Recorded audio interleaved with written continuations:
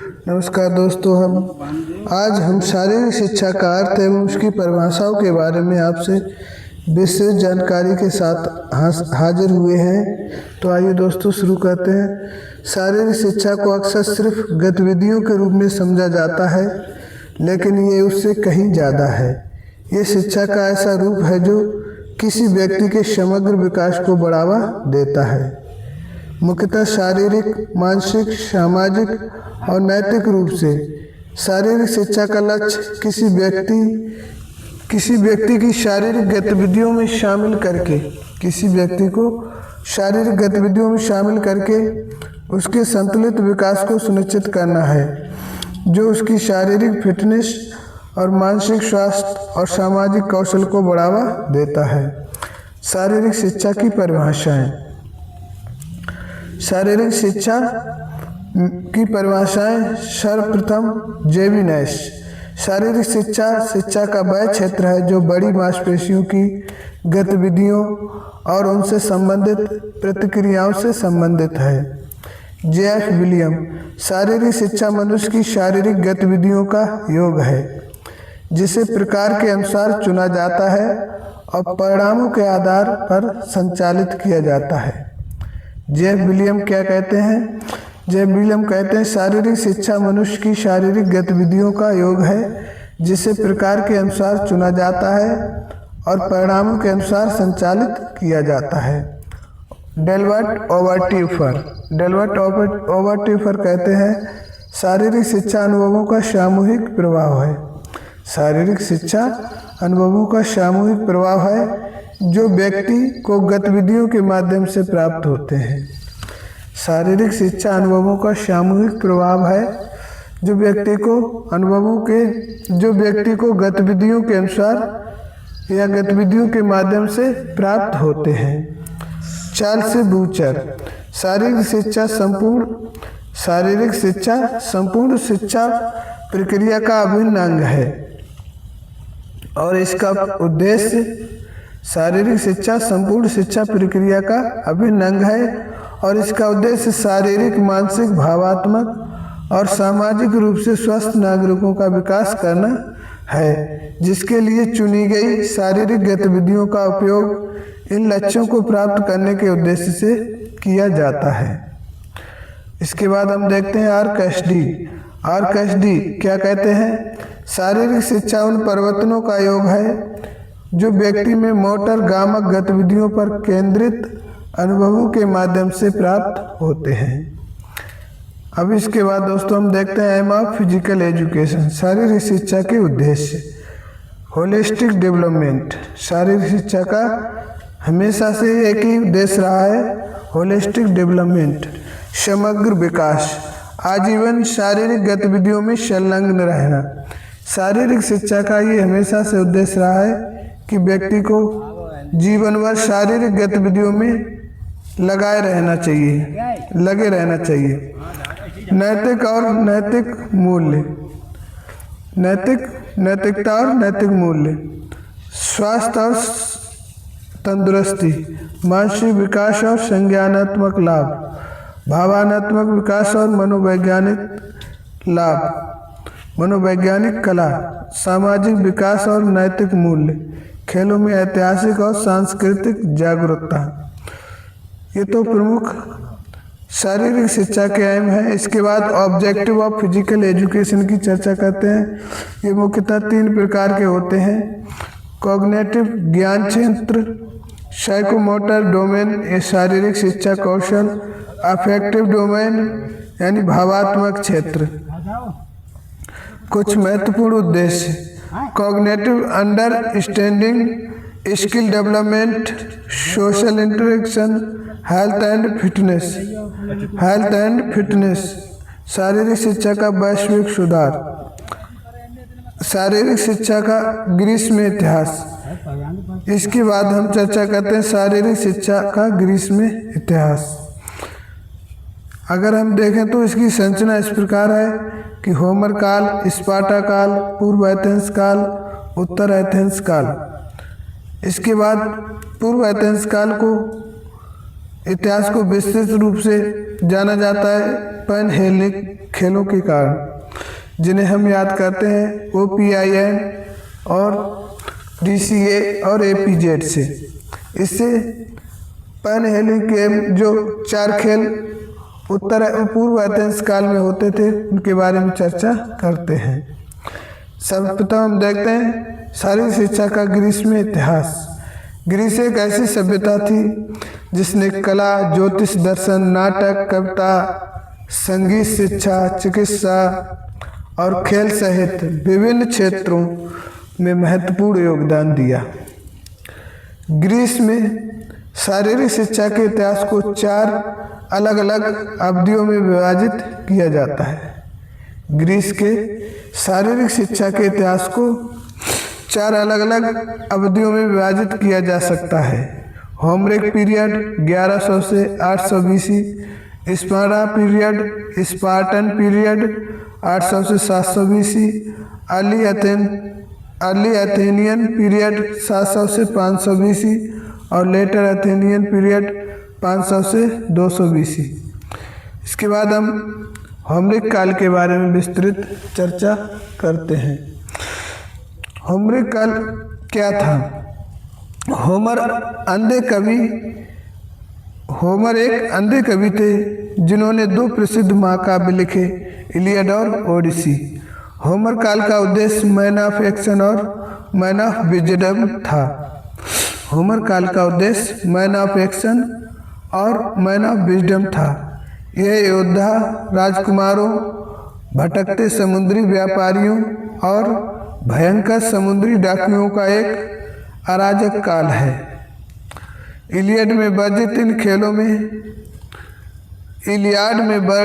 खेलों में शहीद योद्धाओं जैसे ट्रोजन युद्ध के नायक को सम्मानित किया जाता है। इसमें शामिल खेल हैं कैरियर रेस, बॉक्सिंग, कुश्ती, पैदल दौड़, डिस्कस थ्रो, जेवलिन थ्रो, निशानेबाजी आदि।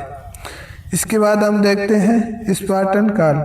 इससे पहले स्पार्टन काल हम शुरू करें, इससे पहले आपको बता दें कि फ्यूनरल गेम होमर काल में ही हुआ करते थे।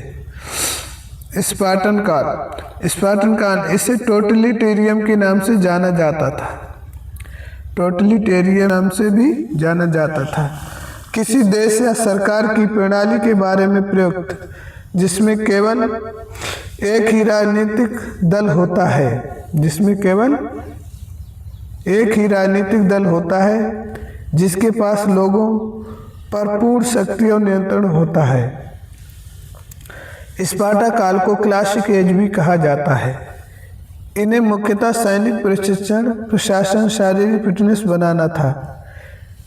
इनका उद्देश्य मुख्यतः सैनिक प्रशिक्षण, प्रशासन, शारीरिक फिटनेस बनाना था, जिसका उद्देश्य मैन ऑफ एक्शन था।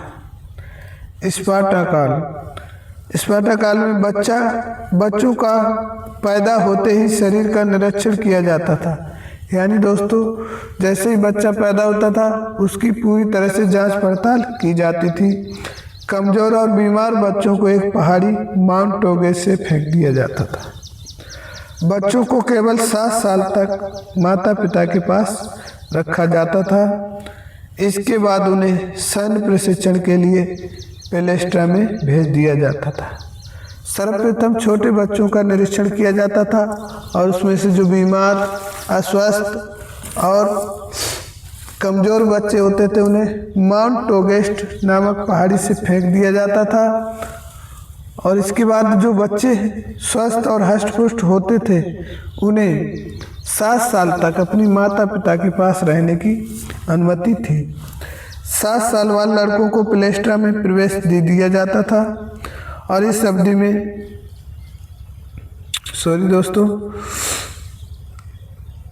इसके बाद उन्हें सैन्य प्रशिक्षण के लिए पैलेस्ट्रा में भेज दिया जाता था। औपचारिक शिक्षा प्रणाली को योगोग कहा जाता था। स्पार्टा काल में जो औपचारिक एजुकेशन सिस्टम था उसे एगोग कहा जाता था, जिसकी देखरेख पैडोनोमस जिसे हम प्रिंसिपल के रूप में भी जानते हैं, के द्वारा की जाती थी।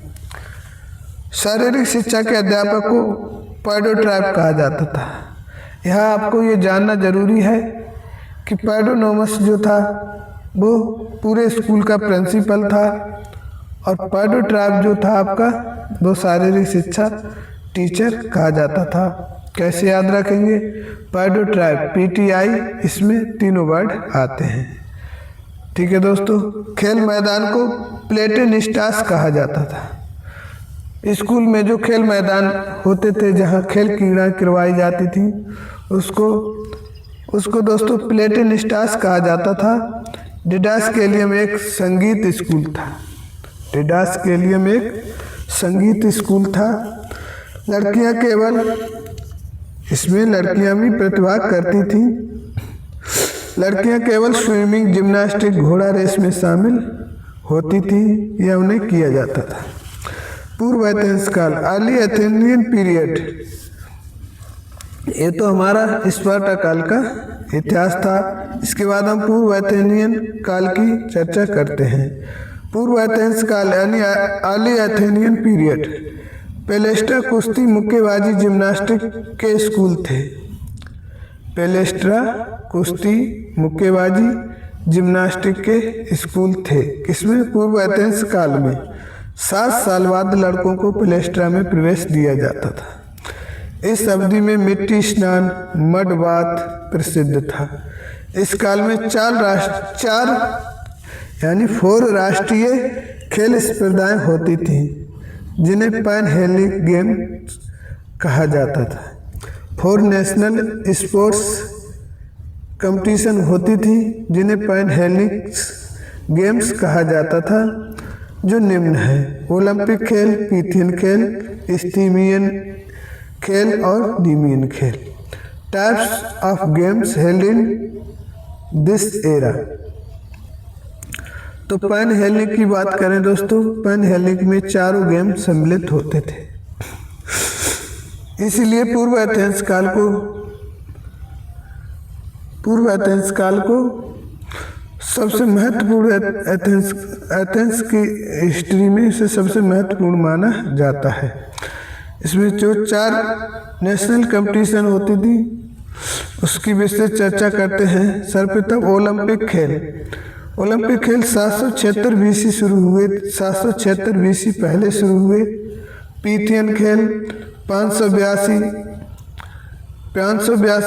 BC पूर्व शुरू हुए और स्टीमियन खेल 582 ईसा पूर्व शुरू हुए और नीमियन खेल भी 512 ईस्वी पूर्व शुरू हुए। और इनके खेलने की अवधि ओलंपिक खेल हर प्रति 4 वर्ष में होता था। पीथियन 3 वर्ष में, स्टीमियन 2 वर्ष में और नीमियन 2 वर्ष में संपादित किए जाते थे। अगस्त माह, ओलंपिक खेल के बारे में बात करें तो ओलंपिक खेल अगस्त माह में 5 दिन के लिए हुआ करता था। इसके देवता भगवान जियस थे और इन्हें बादल, बिजली, आकाश के देवता का भी सम्मान मिलता है। ओलंपिक खेल के विजेता को ओलिव वृत्त दी जाती थी, जिसे जैतून का पत्ता भी कहते हैं। पीथियन खेल की बात करें तो ये डेल्फी में आयोजित किए जाते थे और ओलंपिक के 3रे वर्ष में आयोजित होते थे। इसके विजेता को लारेल पुष्पांजलि दी जाती थी और इसके देवता जो अपोलो थे वो सूर्य के देवता भी कहलाते हैं। स्टीमियन खेल 582 ईसा पूर्व में शुरू हुए थे और 2 वर्ष के अंतराल में ओलंपिक के 2रे वर्ष में करवाए जाते थे और कोरियंथ नामक स्थान पर किए जाते थे। इसके विजेता को जैतून की पत्तियों का मुकुट दिया जाता था और इसके देवता पोसीडन थे, जो समुद्र के देवता भी कहलाते हैं।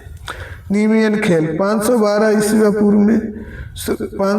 BC पूर्व में शुरू हुए, 2 वर्ष के अंतराल में होते थे, यानी ओलंपिक के 2रे वर्ष में आयोजित किए जाते थे और आर्गोलिस नामक स्थान पर आयोजित होते थे। कोलाबरी पुरस्कार के रूप में कोलाबरी के जो मुकुट है वो दिया जाता था और इसके देवता भी जियस यानी आकाश देवता थे। आइए फिर से हम थोड़ा डिटेल से एक बार रिवीजन कर लेते हैं। नाम ओलंपिक, पीथियन, स्टीमियन और नीमियन। आयोजन वर्ष 776 बीसी, 582 बीसी, 582 बीसी, 512 बीसी। साल 4 वर्ष, 3 वर्ष, 2-2 वर्ष। शहर ओलंपिक एलिस में, पीथियन डेल्फी में, स्टीमियन कोरिंथ में और नीमियन अर्गोलिस में। देवता जियस, ओलंपिक के जियस, पीथियन के अपोलो और स्टीमियन के पोसिडन और नीमियन के जियस। अगर हिंदी में बात करें तो ओलंपिक के आकाश, पीथियन के अपोलो यानी सूर्य देवता जिन्हें घाव भरने का देवता भी कहते हैं, स्टीमियन के पोसिडन समुद्र देवता और नीमियन के आकाश देवता जियस। पुरस्कार ओलिव यानी ओलिव ट्रीज का जो मुकुट बना हुआ, और जो हमारा पीथियन है उसमें लारेल, और स्टीमियन में जैतून की पत्तियों का मुकुट, और नीमियन में कोलाबरी के जैतून के कोलीबरी के जो मुकुट है उससे बनाकर दिया जाता था। इवेंट की बात करें तो ओलंपिक में पैदल दौड़, पीथियन में रथ दौड़ और घुड़दौड़, क्योंकि इसके सूर्य देवता थे और सूर्य रथ दौड़ से सूर्य देवता रथ से ही आते हैं और घुड़दौड़ करवाते हुए आते हैं, इसलिए इसे आप याद रख सकते हैं। स्टीमियन में सैन्य प्रशिक्षण, संगीत, खेल, क्रीड़ा, क्योंकि ये समुद्र का खेल है, समुद्र देवता का खेल है, और समुद्र देवता को आप ध्यान रखेंगे कि वहाँ लुटेरे वगैरह होते थे तो यहाँ वो लोग सैन्य प्रशिक्षण करते थे। संगीत मनोरंजन भी किया करते थे। और नीमियन खेलों की बात करें तो नीमियन खेल जो है इसके देवता जियस थे, तो इसमें खेल, धावन और पैदल दौड़ की जो प्रथा प्रचलित थी। अब हम बात करते हैं उत्तर एथेंस काल। इससे पहले आपको बता दें कि पूर्व एथेंस काल में कीचड़ स्नान जो प्रसिद्ध था, जो मालिश के रूप में प्रदान किया जाता था। उत्तर एथेंस काल की बात करें तो ग्रीस इतिहास का स्वर्ण काल इसे कहा जाता है। इसे संक्रमण काल के रूप में भी जाना जाता है, क्योंकि ये दार्शनिकों का काल भी कहा जाता है। सुकरात, प्लेटो और अरस्तु दार्शनिक इसी अवधि में थे। हिप्पोक्रेट्स चिकित्सा शास्त्र के पितामह थे। सुकरात के शिष्य प्लेटो और प्लेटो के शिष्य अरस्तु और अरस्तु के शिष्य महान सिकंदर हुए थे। हिप्पोक्रेट्स चिकित्सा शास्त्र के पितामह इसी काल में थे। आगे हम बात करते हैं प्राचीन ओलंपिक खेलों का इतिहास। ये हमने ग्रीस के इतिहास के बारे में पढ़ लिया और ग्रीस के बारे में ही और कुछ विशेष जानकारी आपके साथ चर्चा करते हैं। प्राचीन ओलंपिक 776 बीसी पूर्व ओलंपिया में खेल प्रतियोगिताओं का आयोजन किया गया और स्थान 776 बीसी पूर्व ओलंपिया में खेल प्रतियोगिताओं का आयोजन किया गया और स्थान के नाम पर खेलों का नामकरण हुआ, इसलिए इन्हें ओलंपिक खेल कहा जाता है। यह खेल हर 4 साल में आयोजित होते हैं और इन खेलों के बीच का समय ओलंपियाड कहा जाता था, जो भगवान जिउस के सम्मान में आयोजित होते थे। ओलंपिक में प्रतिभाग खेलों में भाग वह व्यक्ति ले सकता था जो पुरुष हो, महिला व दास ना हो और अन्य देश का ना हो। प्रतिभागियों को कई महीनों, विशेष रूप से 1 माह तक प्रशिक्षण पैडो ट्राइब से प्रशिक्षण लेना पड़ता था। जो प्रतिभागी सिलेक्ट होते थे वे एलिस में वास रहते थे।